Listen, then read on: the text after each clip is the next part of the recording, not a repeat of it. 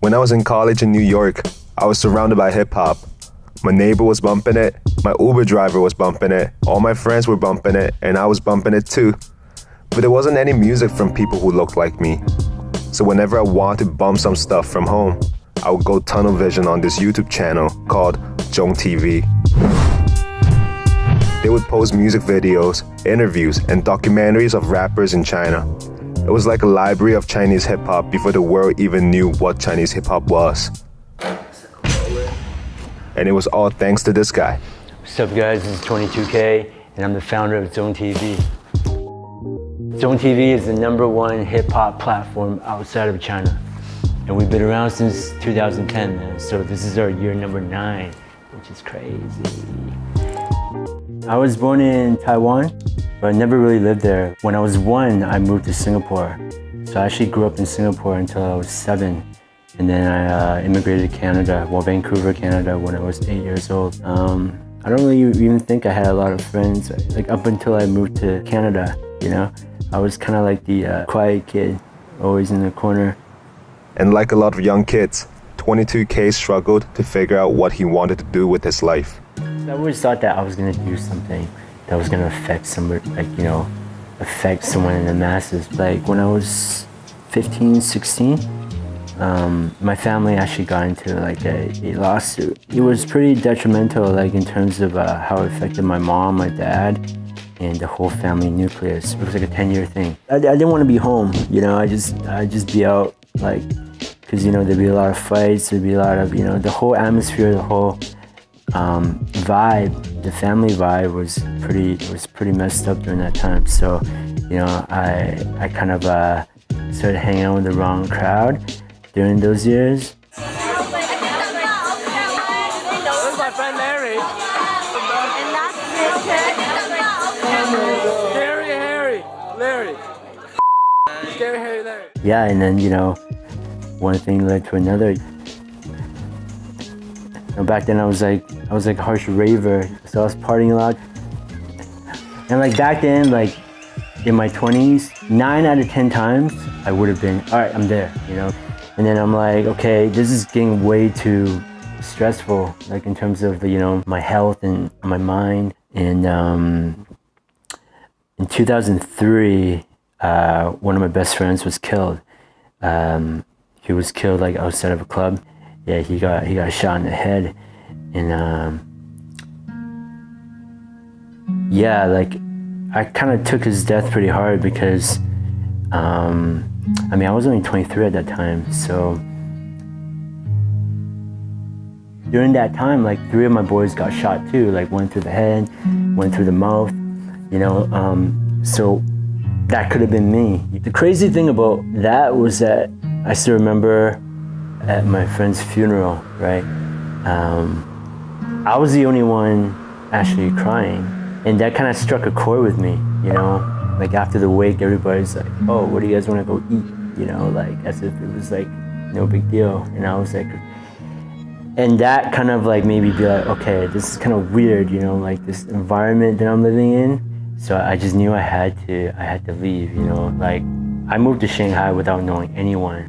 I just went, you know, like 2 suitcases. I sold my car here. I was living downtown, apartment, and I got rid of my apartment. And I just moved.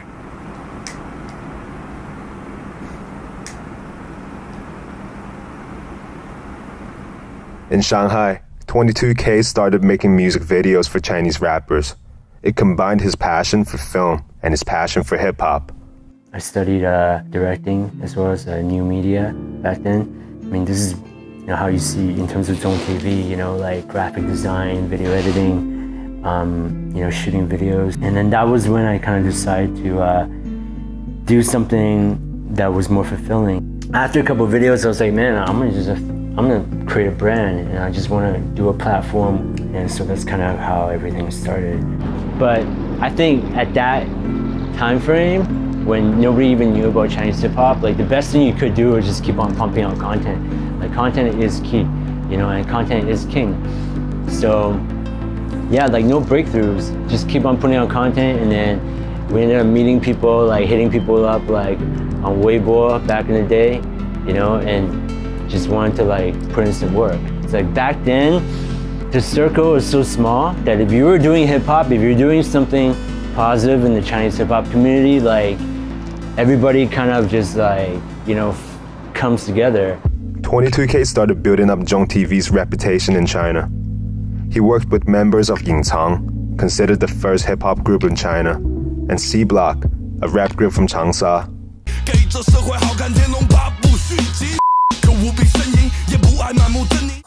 C Block from Soft Music， 在这里感谢ZHONGTV 这么多年以来对我们中国的 hip hop 在海外的推广和宣传。 Slowly, ZHONGTV expanded outside of China. And soon, it was curating content for artists and publishing them on YouTube. In early 2019, 22K released a video saying he wanted to suspend the channel indefinitely. The reason? He believed ZHONGTV had achieved its goal of promoting Chinese hip-hop to the rest of the world. Hey guys, just want to give a big shout out to everyone who's ever watched and supported the platform. ZHONGTV 第一个上传是2010，所以今年是算第9年。Yeah, pretty crazy ride, right? But yeah, we're done. Bye. Because during those 8 years when he was working on ZHONGTV, Chinese hip-hop blew up. Shows like The Rap of China made hip-hop mainstream in China. It's kind of like American Idol, but all rap. And in Chinese. The show got 3 billion views on iQIYI. And labels like 88 Rising brought Chinese rappers to the rest of the world. 22K believed ZHONGTV had served its purpose and he was ready to move on.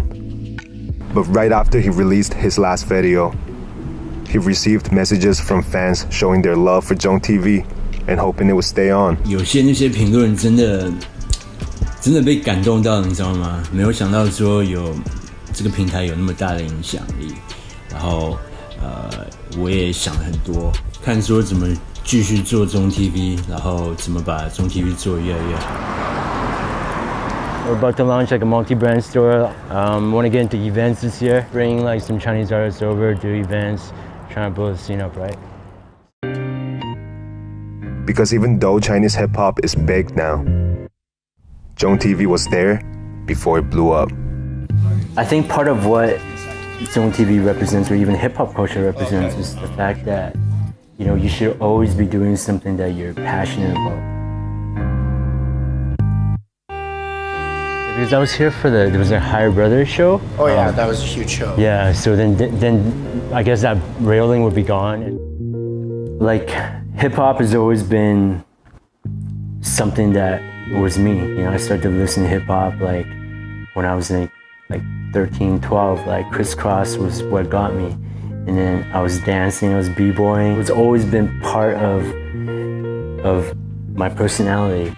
So looking back, I think everything happens for a reason. I think now, like, I have a pretty good understanding in terms of, you know, one's life, like the ups and downs. I think I kind of just roll with the punches. Like, I don't really dwell on anything. Everything is just like forward, go, go, go.